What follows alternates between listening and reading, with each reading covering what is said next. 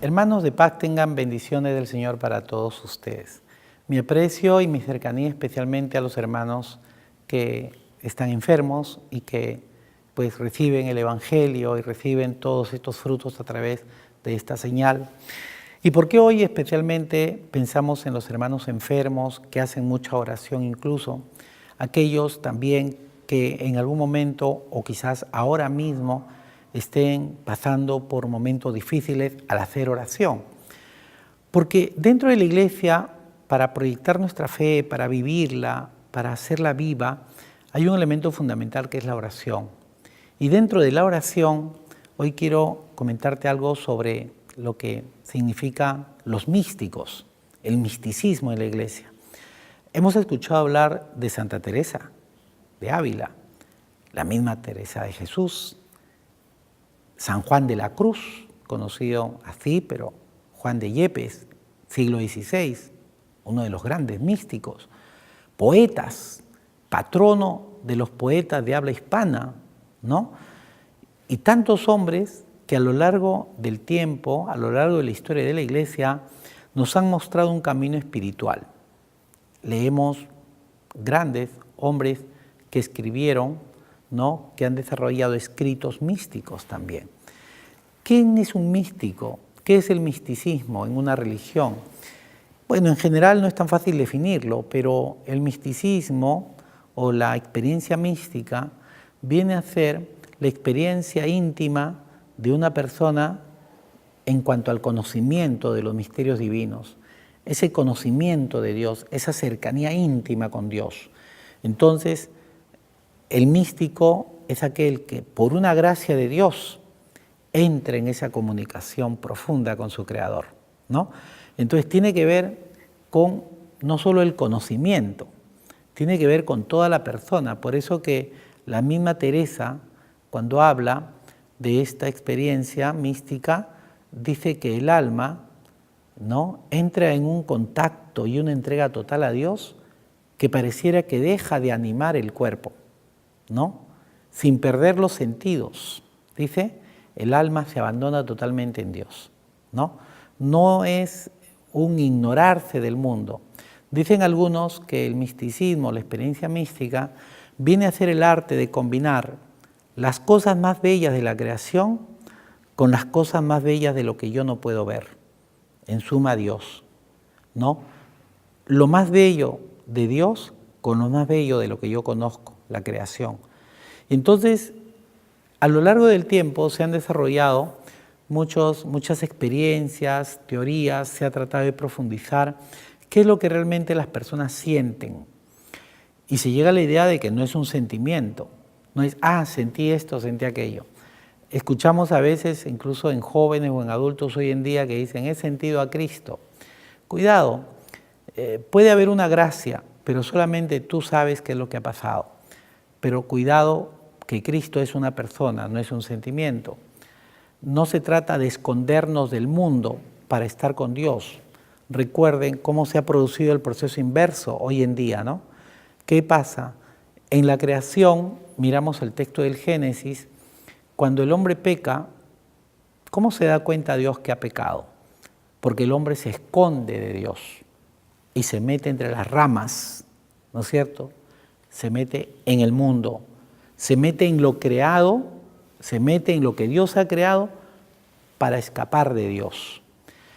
¿Y qué ha pasado en la historia? Hay personas que escapan de la creación, escapan del mundo y se esconden en Dios. Y eso es imposible. O sea, meterte en las cosas de Dios, ir al encuentro de Dios, buscar a Dios para escaparte de tus responsabilidades en el mundo, ¿no? Ver la religión como un escape de la experiencia terrena, escapar a mis responsabilidades temporales, ¿no? Es como que, a ver, te pongo un ejemplo muy claro, ¿no? Un joven, un adulto, que olvide las responsabilidades en su casa, el estudio, el trabajo, las obligaciones domésticas, y pare metido en las cosas del grupo parroquial. Entonces uno se pregunta y dice, oye, tú paras mucho acá en la parroquia, eres muy apostólico, muy generoso en lo apostólico, pero tienes problemas en tu casa, tienes problemas en la universidad, no estás haciendo los trabajos, los proyectos, no estudias. Entonces, estás escapando a tus responsabilidades por meterte al mundo. Una persona que escoge la vida consagrada o responde, mejor aún, ¿no? Responde a Dios, al llamado que Dios le hace, o cree que está llamado por Dios, no es una persona que escape del mundo. Ni siquiera alguien que diga yo quiero ser de claustro, un monje o una hermana de clausura. No es que no le guste el mundo, que odia al mundo. No, no se trata de eso. Una persona que se va a casar. ¿Por qué te casas? Porque quiero salir de mi casa, ya no aguanto a mis padres. ¿Ves? Escapas de un lugar sobre pretexto de encontrar algo mucho mejor. No, se trata, en suma, de escoger entre dos bienes. Vivir con tus padres es bueno, pero tú escoges un bien que en ese momento lo consideras mayor. El sacerdocio, la vida consagrada, ser catequista, todo lo que quieras, entra en esa dinámica. Entonces uno dice, muy bien, yo escojo a Dios. No, Dios me escogió a mí y yo he respondido, que es diferente. Entonces, en esto yo quiero ser muy claro. El místico, la persona que reza, la persona que dedica horas o que dedica el tiempo extenso en general a la oración, a la contemplación, vamos al Santísimo, etc., no es una persona que se esconde en Dios. No es una persona que, como el avestruz, que meta su cabeza en el hueco, está feliz porque no ve nada, pero luego tiene que sacarla en algún momento. Saca la cabeza y el mundo sigue igual. Entonces las personas que buscan a Dios de una manera muy profunda no son personas que odien el mundo o que no quieran saber nada del mundo. No, es al contrario. Es buscar a Dios para darle sentido. ¿Por qué? Porque esto es creado por el mismo Dios a quien tú estás buscando. No pueden competir dos amores, ¿no? No es que odies para poder amar a Dios. Odio al mundo, no. La condición no es odiar al mundo. No, el mundo en el sentido estricto es obra de Dios y tú estás en el mundo. Juan en el Evangelio escribe las palabras de Jesucristo que dice, Padre, ellos no pertenecen al mundo, pero se quedan en el mundo. Protégelos, guárdalos. Yo los cuidé en tu nombre, ninguno se perdió. Ellos han conocido que tú me enviaste. Ellos han conocido que tú me amas, que sean uno como tú y yo somos uno, Padre. O sea, Cristo deja claro en ese Evangelio que nosotros vivimos en el mundo, que no le pertenecemos, que no hacemos lo que el mundo nos pide. Por eso nos odia el mundo, la tenemos clarita. Pero no te está diciendo que odies al mundo, que tú vives en una nube, etc. No. Entonces, el místico, volvemos al punto, no es una persona que ha escapado del mundo. Santa Teresa tenía sus obligaciones, tenía que asumir responsabilidades. En esa visión que ella misma escribe, en esa experiencia que ella misma escribe y que el escultor ha recreado en Roma, ¿no? Donde ella siente como una lanza con una punta de fuego que le atraviesa el alma, ¿no? Dice, he sentido eso, ¿no? Entonces, eso que está recreado. En Roma hay una escultura donde está ella recibiendo de un ángel la lanza, ¿no? O sea, esa experiencia es una herida, pero no es una herida tipo castigo, no, es una experiencia, ella la narra así, o sea, es que el hombre no tiene palabras para poder explicar qué siente, qué produce el encuentro con Dios. En esa dinámica, reitero, el místico no escapa del mundo, el místico encuentra su gozo, su plenitud en ese encuentro con el Creador, pero eso lo lleva a ser más responsable en las cosas terrenas. Entonces, San Juan de la Cruz, ¿no es cierto? Si miramos tantos otros que podríamos mencionar, ¿no? Y esto viene de San Agustín, incluso de San Pablo, mira la escena bíblica, ¿no? Santo Tomás de Aquino, y podemos mencionar a muchos otros que a lo largo del tiempo, ¿no? Margarita, Santa Margarita María Alacoque, no sé, tantos otros que nos fueron mostrando el camino de ese encuentro que los llevó a algo. ¿Por qué? Porque el encuentro místico es una gracia que Dios le concede no solamente para la salvación de la persona, sino en beneficio de la Iglesia.